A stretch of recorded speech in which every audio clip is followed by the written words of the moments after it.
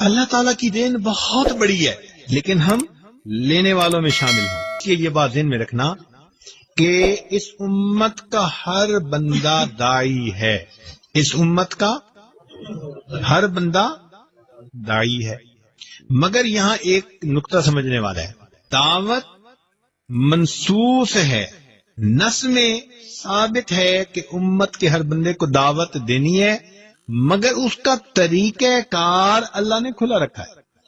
اس کا طریقہ کار کیا اللہ نے کھلا رکھا ہے؟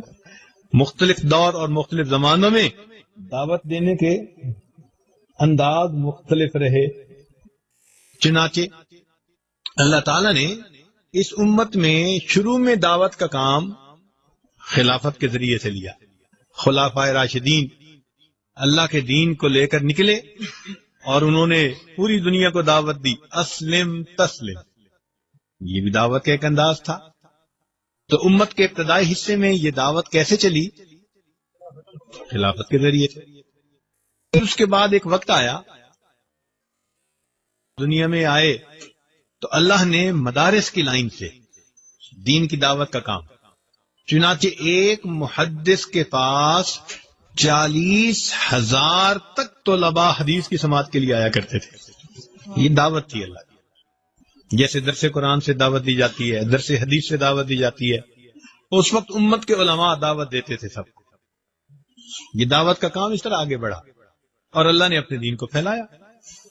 پھر ایک وقت آیا جب اللہ تعالیٰ نے مشائخ صوفیاء کے ذریعے سے اس کام کو آگے بڑھایا، چنانچہ شیخ عبد القادر جیلانی رحمۃ اللہ علیہ درس دیتے تھے، ہزاروں لوگ ان کے درس میں شریک ہوتے تھے۔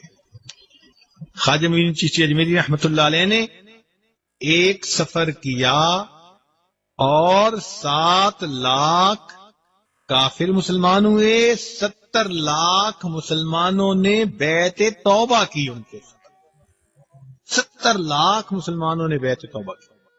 یہ بھی دعوت کا کام کرنے والے لوگ تھے۔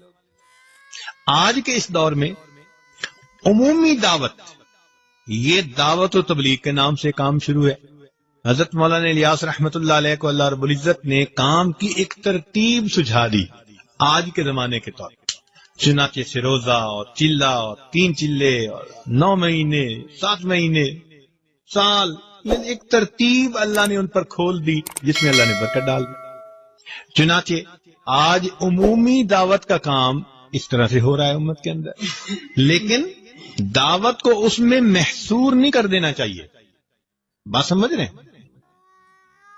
مثال کے طور پر ایک صاحب مجھے کہنے لگے، جی آپ کے شیخ بھی کبھی اللہ کے راستے میں نکلے ہیں؟ میں نے کہا بھائی وہ تو ہر وقت سفر کرتے رہتے ہیں، ان کا تو گھر کا قیام تھوڑا اور باہر کا سفر زیادہ۔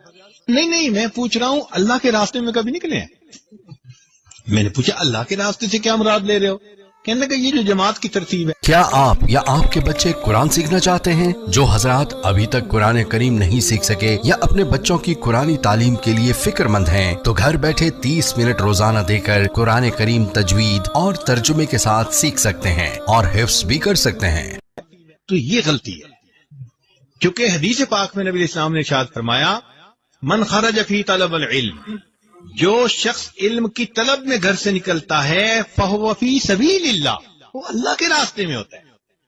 تو جب اللہ کے حبیب فرما رہے ہیں کہ جو طالب علم گھر سے علم طلب کرنے کے لیے نکلتا ہے وہ اللہ کے راستے میں ہوتا ہے، تو اس کو پھر جماعت کی ترتیب کے اندر محصور کر دینا یہ پھر غلطی ہے۔ یہ اکابر کی غلطی نہیں، یہ اس بندے کی غلطی ہے۔ تو جو نئے ٹوٹرو ہوتے ہیں نا، رنگ روٹ، پھر اس قسم کی باتیں وہ کرتے ہیں کہ وہ سمجھتے ہیں کہ بس اس ترتیب سے کام کرو گے تو یہ اللہ کا راستہ۔ میں نے اسے ایک سوال پوچھا، میں نے کہا کہ بھئی یہ بتاؤ کہ آپ جو سمجھ رہے ہو کہ جو ترتیب حضرت مولانا الیاس رحمت اللہ علیہ کے اوپر اللہ نے کھولی یہ اللہ کا راستہ ہے، تو پھر نبی علیہ الصلوۃ والسلام سے لے کر مولانا الیاس رحمت اللہ علیہ تک کے درمیان کے حصے میں لوگ اللہ کے راستے میں نہیں نکلا کرتے تھے؟ بھائی نبی علیہ الصلوۃ والسلام سے لے کر حضرت مولانا الیاس رحمۃ اللہ کے کام کھلنے سے پہلے تک درمیان کی امت بھی تو دعوت کا کام کرتی رہی نا۔ تو پھر اگر اللہ کا راستہ اسی پر ہم لگا دیں گے تو پھر درمیان کے لوگ کدھر گئے؟ تو اب وہ جا کے پھر اس کو بات سمجھ میں آئی. تو پھر میں نے کہا بھائی دعوت کے انداز ہوتے ہیں. صبح کو جو عالم فجر میں مسجد میں بیٹھ کے درس قرآن دیتا ہے وہ بھی دعوت کا کام ہے. جو شام کو درس حدیث دیتا ہے وہ بھی دعوت کا کام ہے. جو امت کے واعظ جمعہ پڑھا رہے ہیں، بیانات کر رہے ہیں، یہ بھی دعوت کا کام ہے. جو مشائخ لوگوں کو اللہ کی طرف بلاتے ہیں یہ بھی دعوت کا کام. یہ انداز ہے مختلف، اس کو محصور نہیں کر لینا چاہیے. ہاں یہ ضرور کہنا چاہیے کہ عمومی دعوت کا کام اللہ رب العزت نے اس وقت جماعت کے ذریعے سے لیا ہے، اور ان کے لیے دعوت یعنی اس کے لیے خود بھی دعا کرنی چاہیے اور جتنا بھی ان کے تعاون ہو وہ کرنا چاہیے. یہ تو بات اپنی جگہ ٹھیک ہے. اسی لیے کہتے ہیں کہ مولانا یوسف رحمۃ اللہ علیہ حضرت مولانا احمد علی لاہوری رحمۃ اللہ علیہ سے آ کر ملے جو رئیس التبلیغ تھے. تو انہوں نے آ کے اپنے کام کے بارے میں کچھ بتایا. تو مولانا احمد علی لاہوری رحمۃ اللہ علیہ نے ایک بات بتائی، فرمایا کہ جب تمہیں اپنی بقا کے لیے دین کے دوسرے شعبے کے لوگوں کا فنا ہونا ضروری محسوس ہوگا تو یہ تمہارا گمراہی کی طرف پہلا قدم ہوگا. جب تمہیں اپنی بقا کے لیے دوسرے شعبوں میں کام کرنے والے لوگوں کا فنا ہونا ضروری، تو اس لیے یہ بھی ایک غلط فہمی ہے کہ انسان یہ سمجھے کہ بس صرف یہ ایک دین کا کام ہے. مدارس والے دین کا کام کر رہے ہیں اور یہ ترتیب نبی علیہ السلام سے چلی، اصحاب صفہ سے چلی اور آج تک چل رہی ہے. تو اس لیے طلباء کے ذہن میں یہ بات کھلی ہونی چاہیے کہ دعوت کا کام اللہ کی طرف سے منسوخ قرآن و حدیث میں بتا دیا گیا ہے، لیکن طریقہ کار اللہ نے امت کے لیے کھلا چھوڑ دیا ہے. ہاں یہ ہے کہ دعوت کا طریقہ نور نبوت سے ماخوذ ہونا چاہیے، انداز نبوت کے خلاف نہیں ہونا چاہیے.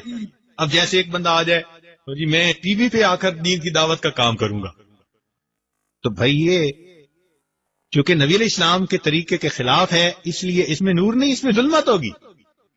بات سمجھ رہے ہیں؟ تو طریقہ کار ہر وہ ٹھیک ہوگا جو نور نبوت سے ماخوذ ہوگا، مگر اللہ نے اس کو کھول دیا. تو الحمدللہ اس وقت پوری دنیا کے اندر اس جماعت کے ذریعے سے اللہ تعالیٰ دین کا کام کروا رہے ہیں. ہماری دن رات کی دعائیں ہمارے ان بھائیوں کے لیے ہیں. اللہ تعالیٰ ان کی محنتوں کو قبول فرمائے اور ہمیں بھی اللہ تعالیٰ اس ترتیب پر چلنے کی توفیق عطا فرمائے. مگر جو مشائخ کام کر رہے ہیں، جو سیاست کے ایوانوں میں ہمارے علماء کام کر رہے ہیں، یہ سارا کا سارا دین کا ایک حصہ ہے.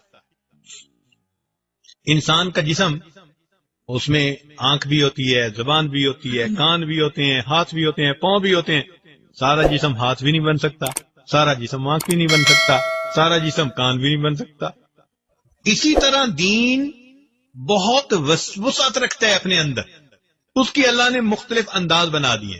مدارس والے بھی اپنی ترتیب سے کام کر رہے ہیں، خانقاہوں میں تربیت کے لیے اپنی ترتیب سے کام کر رہے ہیں، جو ایوانوں میں ظالم کی آنکھوں میں آنکھیں ڈال کے بات کرتے ہیں وہ اپنی ترتیب سے کام کر رہے ہیں، اور یہ جماعت کے دوست اپنی ترتیب سے کام کر رہے ہیں. تو یہ سارے کے سارے دین کے کام کرنے والے لوگ ہیں.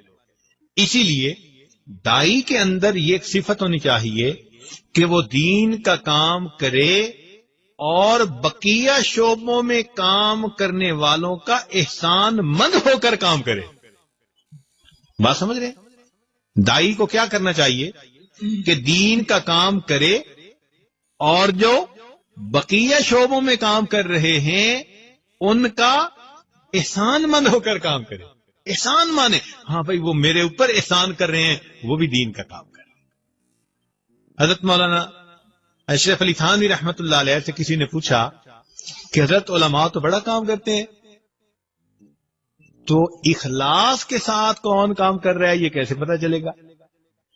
تو حضرت نے فرمایا کہ بھائی جب کوئی دین کا کام کر رہا ہو اور وہ دیکھے کہ کوئی اور بھی دین کا کام کر رہا ہے تو وہ اپنے دل میں یہ سوچے کہ اس بھائی نے اس کام میں حصہ لے کر میرا بوجھ اس نے جو ہے وہ ہلکا کر دیا. چنانچہ ہوا کیا، جامعہ اشرفیہ بنایا حضرت مفتی محمد حسن رحمت اللہ علیہ نے. یہ حضرت تھانوی رحمت اللہ علیہ کے اجل خلیفہ تھے. چنانچہ حضرت تھانوی رحمت اللہ کی وفات پر جو حضرت مشہوب رحمت اللہ نے لکھا نا، اب تو اے حسن تو ہی آگے بڑھ، تو حسن سے مراد یہ مفتی حسن رحمت اللہ علیہ نے. یہ حضرت تھانوی رحمت اللہ کے بہت نمایاں خلفاء میں سے.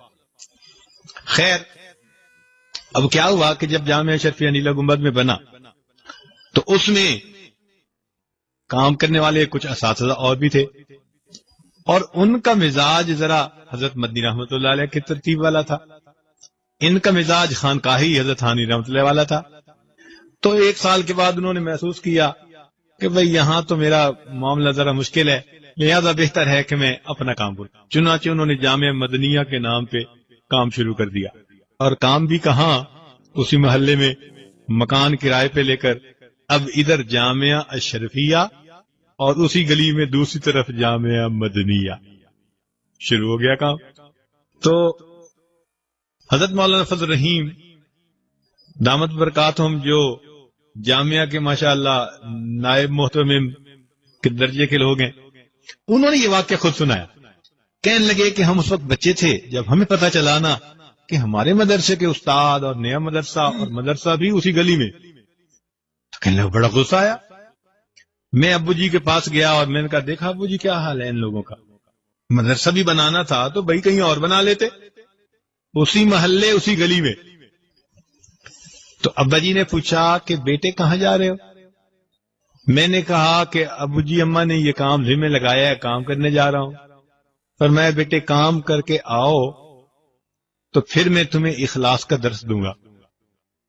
کہنے لگے میں کام کر کے واپس آیا. میں نے کہا کہ ابا جی آپ بتائیں.